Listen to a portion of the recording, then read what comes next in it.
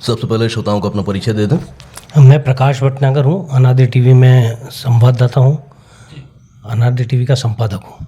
भटनागर साहब, मन की बात का 105वां एपिसोड प्रसारित हुआ और उसमें भी हमेशा की तरह प्रधानमंत्री श्री नरेंद्र मोदी ने बहुत सारे मुद्दों का जिक्र किया और ये वाकई ऐसे मुद्दे होते हैं जो जन आंदोलन का रूप ले लेते हैं। और आज के जो मुद्दे रहे उसमें चंद्रयान-3 की सफलता पर उन्होंने शुरुआत की और ये भी बताया कि कितने करोड़ों लोगों की आस्थाएं इससे जुड़ी हुई हैं और वे चंद्रयान की सफलता पर बेहद खुश हैं। क्या कहना चाहते हैं आप? निश्चित तौर पे मोदी जी ने आज बताया कि कम से कम 80 करोड़ लोग जो है उससे जुड़े हैं चंद्रयान की सफलता से। तो देश जब कोई भी बड़ी उपलब्धि हासिल करता है तो एक स्वाभाविक है कि जो देश के अंदर देशवासियों के अपने देश के प्रति जो आस्था होती है वो बलवती होती है। और मुझे लगता है कि मोदी जी एक ऐसे राजनेता के तौर पे उभर के सामने आए हैं जिन्होंने एक लंबे अंतराल के बाद जब सरकार के मुखिया के तौर पे वो आए तो उन्होंने एक लीडरशिप का, लोगों से संवाद का जो तरीका इस्तेमाल किया, तो वो मन की बात के तौर पे आप देखेंगे कि मन की बात के आज के एपिसोड में उन्होंने अलग अलग क्षेत्रों के ठेठ जर्मनी के अंदर कौन महिला कितना बढ़िया गा रही है और भारतीय संस्कृति को लेके क्या कर रही है जो भारत कभी आई नहीं है उसको देशवासियों को बताया। प्लस देश में कहाँ कहाँ क्या क्या लोग एक छोटे से छोटी चीज़ कि अगर कोई सांप पकड़ के 30,000 सांपों को बचाने के लिए काम कर रहा है तो वो प्रधानमंत्री देश को बता रहे हैं। तो मुझे लगता है कि जो कम्युनिकेशन का एक जो नया तरीका प्रधानमंत्री, क्योंकि इससे पहले हमने कभी किसी प्रधानमंत्री को इस तरह से लोगों से कनेक्ट होते नहीं देखा और हर महीने जब वो कनेक्ट होते हैं जिसमें कोई राजनीतिक वार्तालाप नहीं होता। आज उन्होंने जैसे G20 के बारे में बात कही तो G20, धार्मिक पर्यटन जिन चीज़ों को लेकर लोग भारत के प्रति आकर्षित होते हैं और देश में जिस तरह से उन्होंने जिक्र किया कि महात्मा गांधी की समाधि पे पूरे 100 देशों के राष्ट्राध्यक्ष एक साथ आए तो बापू की जो पूरे दुनिया में वो है, तो मुझे लगता है कि मोदी जी बहुत ही व्यापक स्तर पे पूरे देश को छूने की कोशिश करते हैं। मैं जानना चाहता हूं आपसे कि चंद्रयान-3 की सफलता का जश्न अभी भी मनाया जा रहा है सभी जगह और उन्होंने ये अपील भी की है कि इसको लेकर माईगॉव पर जो क्विज़ चल रहा है, क्विज़ में पार्टिसिपेशन ज़्यादा से ज़्यादा हो ताकि लोग चंद्रयान के बारे में बहुत ही बारीकी से जानें समझें। ये कितना बड़ा आह्वान है जनता से? ये निश्चित तौर पे एक बहुत बड़ा आह्वान है। हमारी वैज्ञानिक प्रगति को जन जन तक पहुंचाने के लिए प्रधानमंत्री यदि आह्वान करते हैं तो निश्चित तौर पे इसका देश में एक सकारात्मक असर होगा।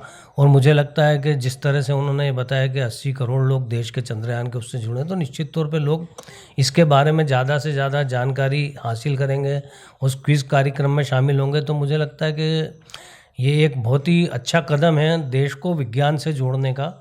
अंतरिक्ष के विज्ञान में भारत एकदम उभरती हुई ताकत बन के सामने आ रहा है। अभी तक अमेरिका, रूस, चीन की बात करते थे, अब भारत भी उस श्रेणी के अंदर अग्रणी है। हमने सूर्य तक यान पहुंचाने की प्रयास जो है बिल्कुल सफलतापूर्वक चल रहे हैं। जो चंद्रयान गया था उसकी अवधि के बाद उसे जगाने के प्रयास चल रहे हैं। तो निश्चित तौर पे भारत तकनीक के मामले में बहुत एडवांस है और वैसे भी जो दुनिया में तकनीक हुई है उसमें भारतीयों का योगदान तो बाहर जाके भी रहा है। तो अब वो सारी सुविधाएं भारत में उपलब्ध हो रही हैं, ये एक बहुत बड़ा कदम है। भारतीय संगीत की वाहवाही पूरी दुनिया करती है और आज जब माननीय श्री मोदी जी ने जर्मनी की कैसमी का जिक्र किया जो भारत कभी नहीं आए उसके बाद भी भारतीय संगीत सीख रही हैं और इतना मधुर उन्होंने गायन प्रस्तुत किया, ये भारतीय संगीत को किस प्रकार से एक विश्वव्यापी बनाता है? मतलब आप जब मैं ये कार्यक्रम सुन रहा था तो जब वो नागेंद्र हराय त्रिलोचनाएं उन्होंने गाया, जो शिव आराधना है, पंचाक्षर स्तोत्र का मंत्र पढ़ा, तो मुझे बड़ा ताज्जुब हुआ। उसमें प्रधानमंत्री जी ने तब तक उनका परिचय नहीं दिया था और जब वो पूरा उन्होंने उसको बजाया और उसके बाद में उन्होंने जब परिचय दिया तो आश्चर्यचकित मैं भी रह गया, क्योंकि निश्चित तौर पे भारतीय संस्कृति, भारतीय अध्यात्म दुनिया में आकर्षण का केंद्र रहा है हमेशा से। तो वो भारत आए नहीं, लेकिन उसके बावजूद जो जिस तरह से उन्होंने उसको प्रेजेंट किया तो लगा नहीं कि कोई विदेशी महिला या कोई विदेशी युवती इस तरह का प्रयास कर रही। बहुत ही शास्त्रीय तरीके से उन्होंने शुद्ध संस्कृत के अंदर उसका जो वाचन किया वो अद्भुत था।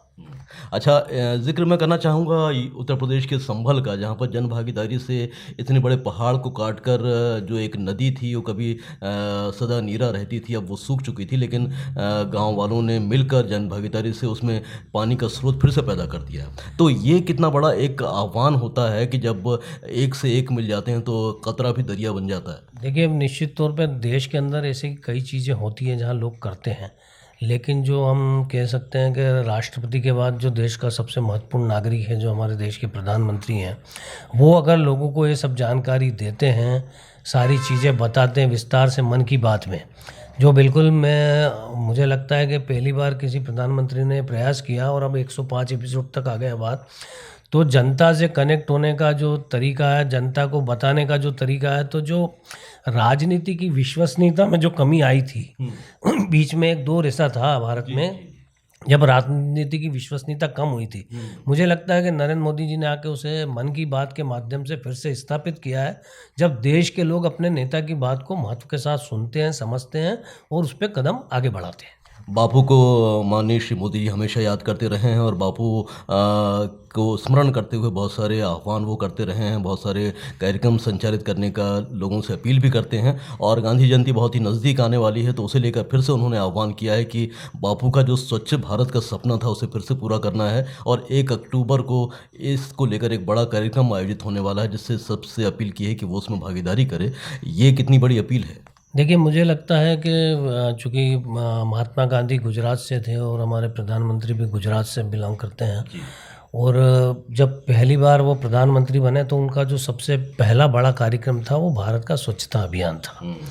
तो जो स्वच्छता अभियान है, गांधी जी भी स्वच्छता पे जोर देते थे और हमारे देश की पिछली सरकारों ने भी स्वच्छता को लेके कई कार्यक्रम किए, लेकिन स्वच्छता को एक अभियान के तौर पे, एक बड़े अभियान के तौर पे संचालित करने का जो काम नरेंद्र मोदी जी ने किया, उसका फ़ायदा हमें कोरोना काल में हुआ।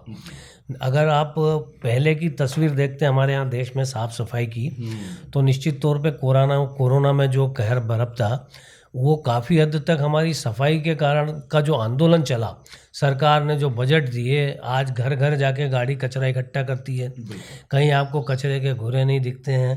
पहले हम अपने घर के अड़ोस पड़ोस में एक जगह बना के वहाँ कचरा डाल आते थे, नगर निगम वाले 1-2 दिन 4 दिन जब भी उठाते थे तब उठाते थे, लेकिन अब आज की तारीख में अपने आसपास आपको कहीं कचरा नहीं दिखेगा।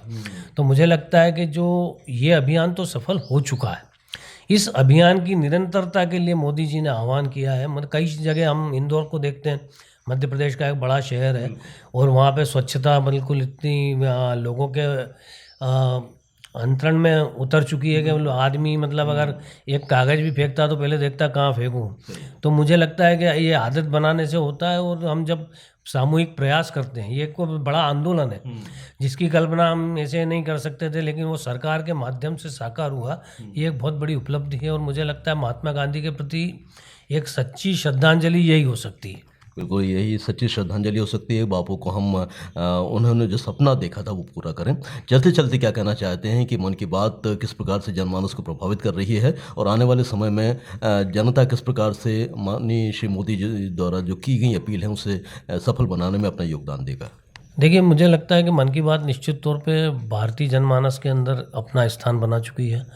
हम देखते हैं कि जब भी मोदी जी कोई आह्वान करते हैं तो उसको पूरा देश फॉलो करता है। कोरोना काल में भी हमने कई ऐसे अवसर देखे जब उन्होंने लॉकडाउन के पहले 1 दिन का लॉकडाउन लगाया था, तो आह्वान किया था और लोगों ने स्वेच्छा से उसको फॉलो किया। उसके बाद भी ऐसे हमने कई अवसर देखे जब उन्होंने कोई आह्वान किया तो देश के लोगों ने उसको गंभीरता से सुना और माना।